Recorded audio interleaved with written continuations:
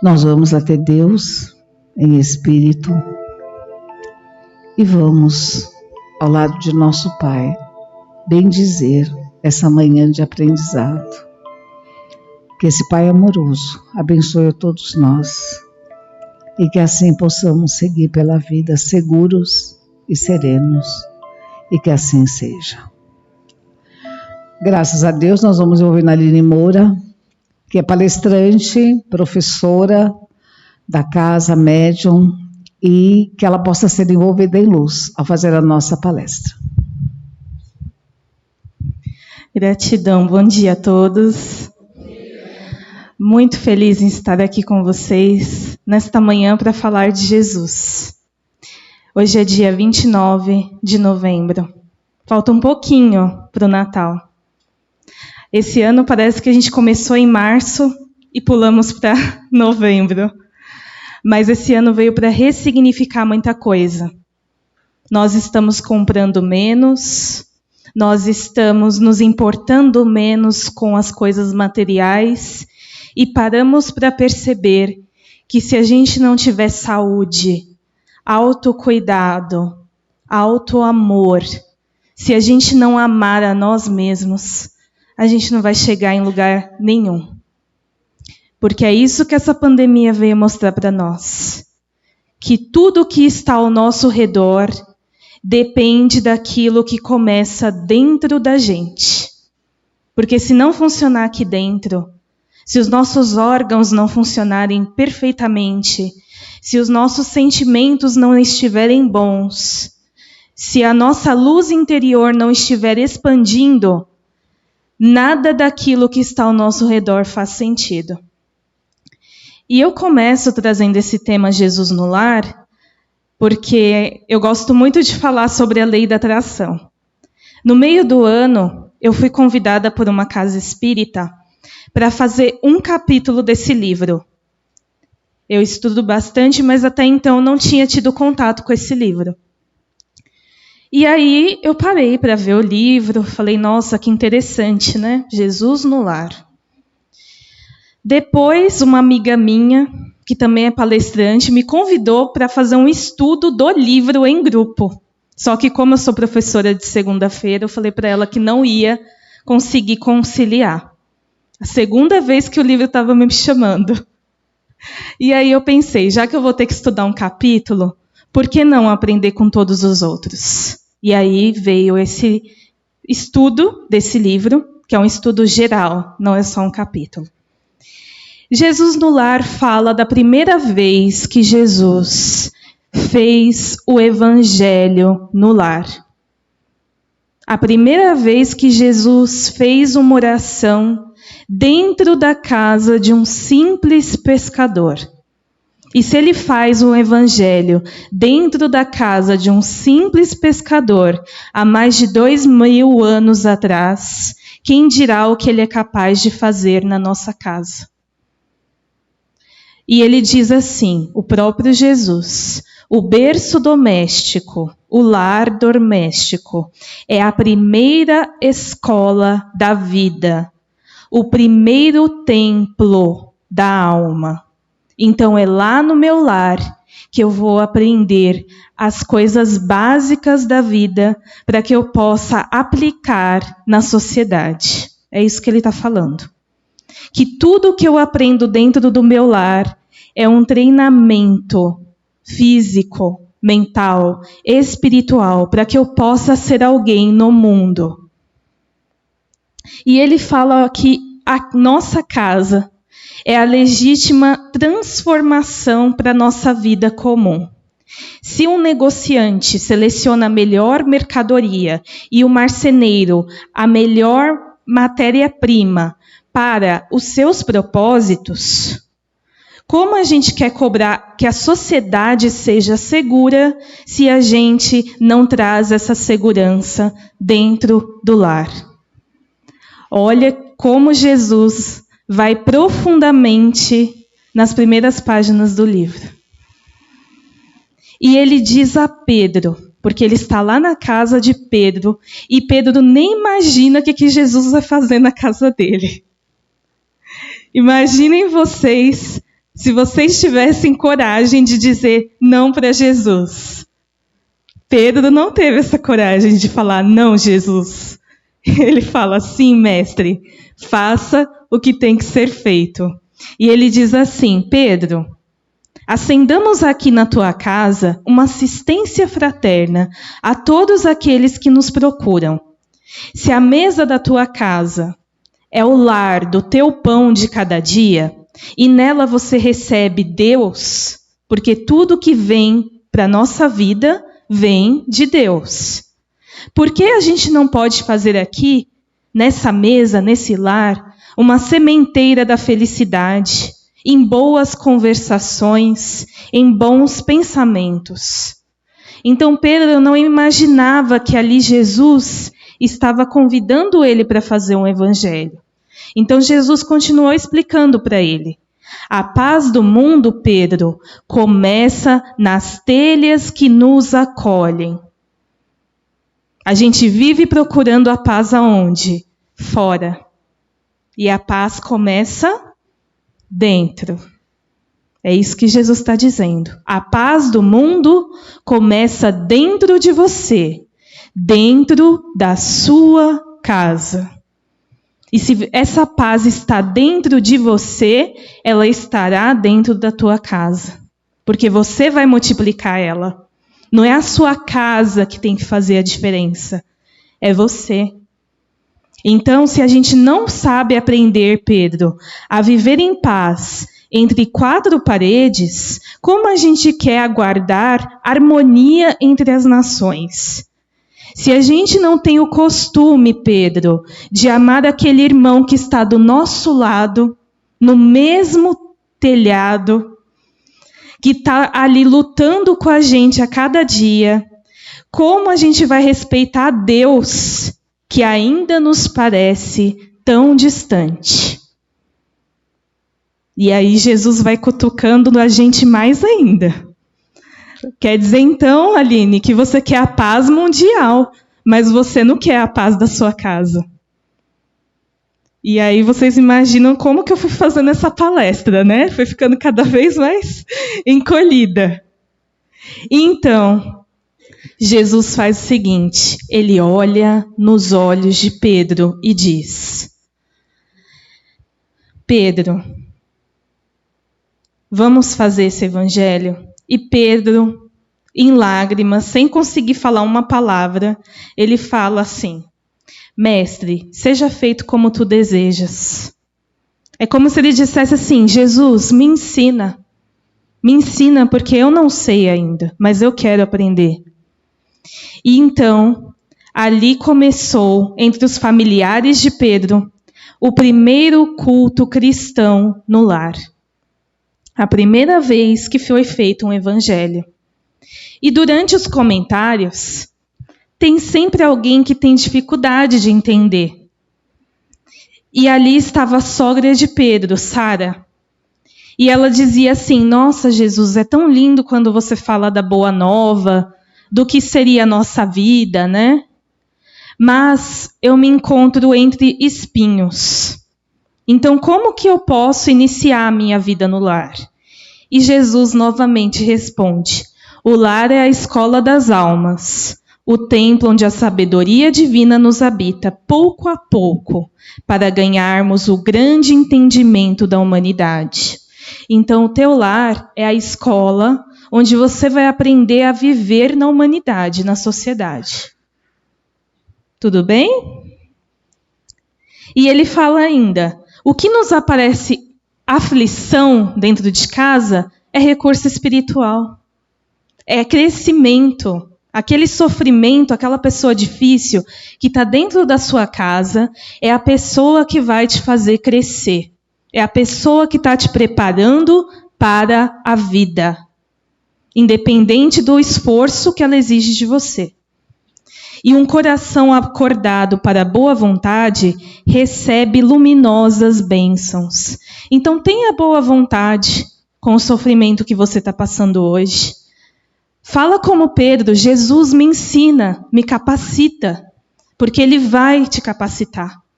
Depende da tua boa vontade, do teu coração. E Jesus fala ainda que é somente de encontros uns com os outros que nós vamos observando tendências minhas e do outro. E é examinando essas tendências ao mal, ao vício, à falta de ética, à traição. A traição que eu falo não só de relacionamento, a traição de amizades, certo? Então é só observando os defeitos dos outros e suportando esses defeitos com amor é que nós vamos aprender a desfazer os nossos próprios defeitos. Porque às vezes a gente julga assim, Aline, ele não tem paciência, mas será que você tem paciência com ele? Ele não tem como lidar com ele, mas será que você sabe lidar com ele? Ele está te treinando. E Jesus, ele só coloca aquilo que a gente é capaz de fazer na nossa vida. Ele nunca vai nos dar uma cruz maior, porque ele fala assim que o lar é um curso muito rápido para a fraternidade que desfrutaremos na vida eterna. Porque a gente demora 30 anos ou mais para voltar aqui para a Terra.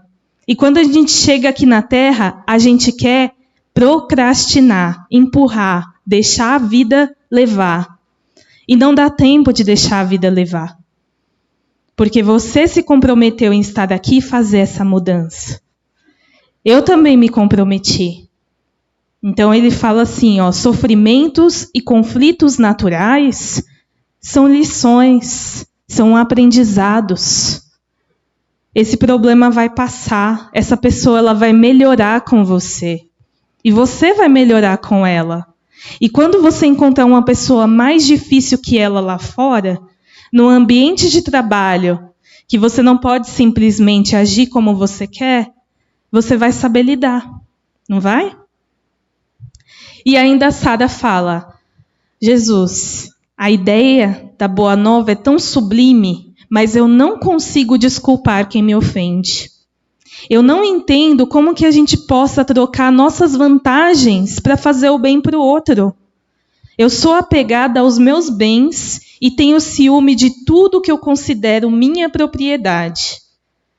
E Jesus sabe que Sara, ela trabalha colhendo leite de cabra. E Jesus pergunta para Sara o seguinte, Sara, quando você vai colher o leite, como que precisa estar esse vaso? Aí ela explica que precisa estar um vaso bem limpo, para esse leite não se contaminar. E ele fala, se a gente não purificar, Sara, o vaso da alma, o nosso conhecimento superior, o nosso conhecimento da vida eterna, da vida espiritual, ele se mistura com esses defeitos, com essas más tendências, com esses vícios morais, com esse apego à vida material. E somente quando a gente tiver essa pureza dos esclarecimentos, o Evangelho vai entrar no nosso coração como um alimento novo, para que ele não se misture com o nosso velho egoísmo. E ele sabe o que a gente está passando, sabe mesmo. Olha só o que ele diz. É muito difícil vencer a vida aflitiva humana. Para onde se voltem os nossos olhos, encontramos a guerra, a incompreensão, a injustiça e o sofrimento. Mas neste templo que é o lar do Senhor, neste lar que é o templo de Deus, comparecem ainda o orgulho, a vaidade dos ricos, o ódio, a revolta dos pobres. Nem sempre é possível trazer um coração limpo, como seria desejável, porque há muitos espinheiros e serpentes que nos rodeiam. Jesus veio aqui na Terra. Ele viu com os próprios olhos a sociedade romana. O que era a sociedade romana? Era o pior do egoísmo, o pior da vaidade, o pior do orgulho. Só que hoje essa sociedade romana está aqui em 2020. Em outro corpo, em outra embalagem E ela precisa sair desse velho egoísmo. Então ele fala ainda que a maioria das pessoas que nós encontramos que estão de mau humor, que estão revoltadas com a vida, elas estão numa estrada muito pior do que a nossa. E que quando a gente encontra essas pessoas, nós temos que entender que elas precisam de piedade para reconquistar a paz interior. É aquela coisa de não jogar fogo onde a fogueira já está acesa. E ele nos dá um exemplo para a gente se superar. O trigo atravessa um chão escuro. E embora ele precise ali retirar grande parte do seu alimento, naquele chão escuro, sujo, ele tem um impulso enorme de procurar a luz. E esse impulso é tão grande que, haja sol ou chuva, dia ou noite, ele trabalha sem cansar pelo próprio crescimento. E nessa vontade tão grande de subir, de crescer, ele frutifica e entrega o grão para toda a humanidade. Então ele passa pelo pior, mas ele sempre quer entregar o melhor. E ele fala que abençoado seja aquele que educa para o bem, porque a obra do bem, quando realizada para todos, permanece. E ele diz aqui, as pessoas com as quais nascemos e vivemos na Terra são os mais importantes instrumentos que recebemos de Deus para construir esse reino dos céus dentro de nós. Quando falhamos com essas pessoas que constituem a nossa melhoria, é muito difícil, é quase impossível a gente triunfar, a gente prosperar em alguma coisa na vida. Porque o Deus nos concede problemas de acordo com a nossa capacidade de solução. Aí você me pergunta assim, Aline, como que eu não vou falhar com aquele que está dentro do meu lar? Faça a sua parte. E não espere dele algo que ele não possa dar.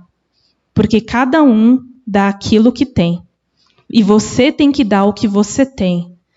Talvez ele esteja ali dentro daquele pouco, tentando fazer o melhor dele. Mas você tem que fazer o seu melhor. Para a sua consciência ficar em paz. E ele fala ainda que os parentes mais próximos, na maioria das vezes, são o martelo ou o serrote na nossa vida. Porque eles vão nos aperfeiçoar entre dores. E diz ainda que o ignorante representa para nós um bem espiritual. O mal coloca a nossa bondade à prova. O ingrato é um meio da gente aprender a exercitar o perdão. E o doente é aquele que nos ensina a capacidade de socorrer o próximo. É tudo que a gente vai fazer no plano espiritual, concordam? Acolher o doente, acolher a pessoa que fez o mal, acolher a pessoa que precisa perdoar, não é? Então é dentro de casa que está o nosso treinamento. Porque se a paciência aprimora a vida, o tempo tudo transforma. E ele diz ainda que é necessário que a gente tenha paciência e bondade, porque nós seremos julgados na medida em que julgamos os outros. E uma fé sem obras é uma fé apagada. Porque somos credores um dos outros. Nós devemos para os outros nos devem, e é nesse acerto que o amor e o perdão têm que acontecer. A compreensão. E eu achei isso muito interessante.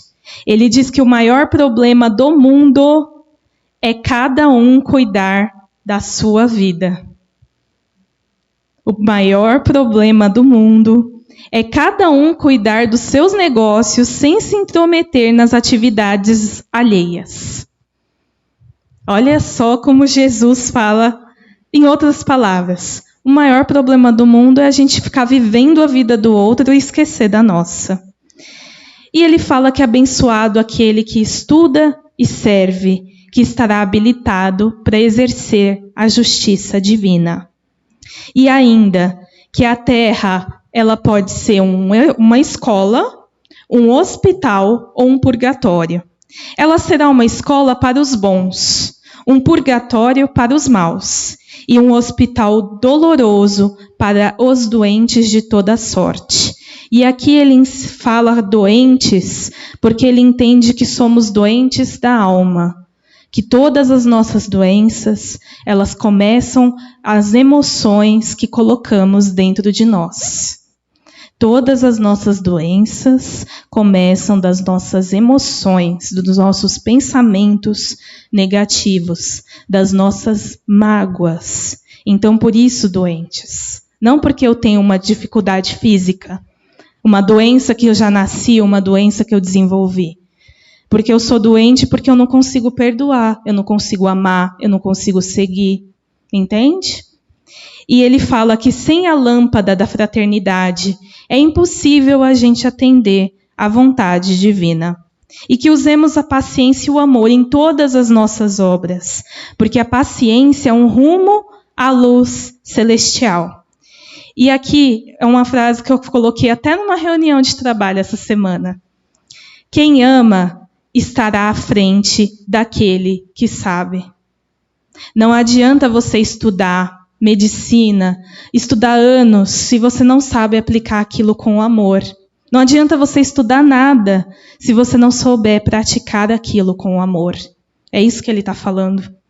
Estudar é ótimo, estudar é maravilhoso, estudar é o primeiro ensinamento de Jesus. Amai-vos e instruí-vos, como trouxe Kardec. Mas, se você não aplica com amor, você não estará à frente. E aqui eu peço licença para fazer uma prece de 2 minutos que ele traz no livro. Olha só, a prece que Jesus encerrou esse evangelho no lar.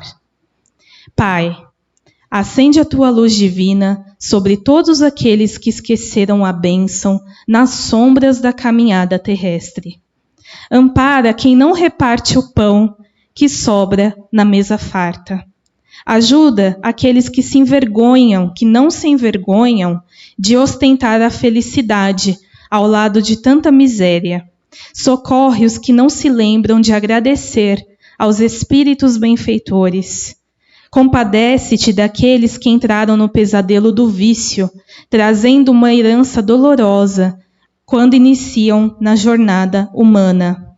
Levanta aqueles que esqueceram a obrigação de servir ao próximo. Tem piedade do sábio que guardou a inteligência só para ele. Desperta os que sonham em dominar o mundo, desconhecendo que a existência na terra é um simples minuto entre o berço e o túmulo, diante da eternidade. Ergue aqueles que caíram vencidos pelo excesso de conforto material. Corrige aqueles que espalham a tristeza e o pessimismo. Perdoa os que recusaram a pacificação, espalhando revolta e indisciplina. Intercede por aqueles que se acreditam detentores de um fantasioso poder que condena os próprios irmãos. Acorda as almas distraídas que envenenam o caminho dos outros com agressão espiritual. Estende as mãos aos que esqueceram a sentença da morte como uma renovadora da vida, que a tua lei gravou no corpo. Estende as tuas mãos para aqueles que esqueceram que a vida continua. E assim acham que a morte vai renovar tudo, vai acabar com os problemas. Esclarece os que se perderam nas trevas do ódio, da vingança, da ambição, da impiedade. Aqueles que são delinquentes e escapam dos tribunais da justiça da terra, mas que não escaparão da tua justiça soberana e perfeita. E assim, quase todos aqueles que estavam lá, sob uma noite de lua cheia, terminaram esse evangelho no lar, com a certeza de que Deus ampara a todos, com a certeza de que sempre haverá luz, de que sempre haverá amparo para aqueles que sabem fazer dentro do lar a paz que eles querem no mundo. E assim eu pergunto para vocês, que Natal que vocês estão esperando esse ano? Será que nós ainda, depois de termos passado por tudo isso, vamos nos preocupar com os presentes ou com a presença? Com a presença de Jesus no meu lar, com uma noite linda de evangelho, com uma noite para agradecer pela minha família ter chegado a esse Natal com saúde, para aqueles que se foram, que eles se encontrem em paz, e para que a gente tenha, sim, um ano de 2021 renovado, mas com amor, com fraternidade e com esperança. Então, muito obrigada a todos, que Deus abençoe a todos vocês, e que vocês não se esqueçam que Jesus sempre estará no seu lar, se assim você quiser e permitir. É isso, muito obrigada.